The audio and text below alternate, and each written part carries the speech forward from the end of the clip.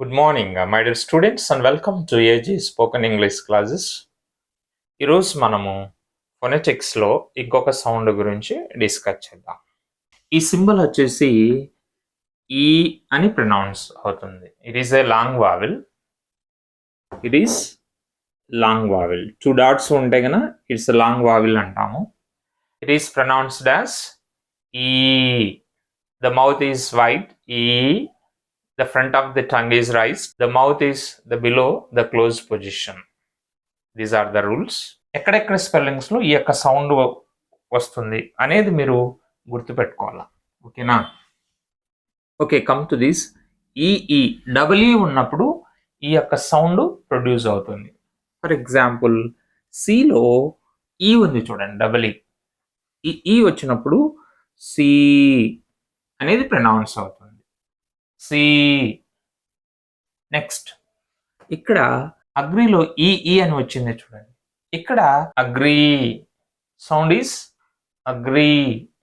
ఈ ఏ వచ్చినప్పుడు ఈ యొక్క లెటర్స్ వచ్చినప్పుడు సౌండ్ ప్రొడ్యూస్ అవుతుంది. For example eat, eat.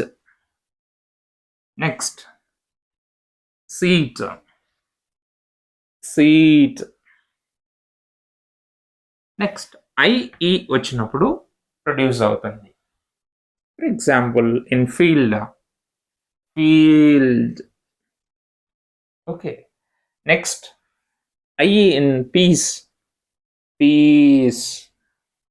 చూడండి, అంటే నువ్వు ఈ యొక్క లెటర్స్ను కూడా గుర్తుపెట్టుకోవాలా. ఓకేనా? నెక్స్ట్ ఏ వచ్చినప్పుడు సింగిల్ లెటర్ వచ్చినప్పుడు కూడా ప్రొనౌన్స్ అవుతుంది. ఫర్ ఎగ్జాంపుల్ ఈ యొక్క దీస్లో దీస్. చూడండి, దీస్ అనకూడదు, దీస్ అనాలి. ఓకేనా? దీస్. నెక్స్ట్ ఈ యొక్క ఈలో E equal, right? E equal.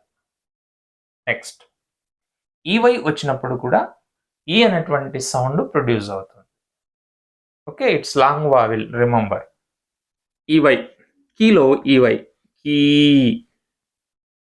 Next E O వచ్చినప్పుడు కూడా ప్రొడ్యూస్ అవుతుంది.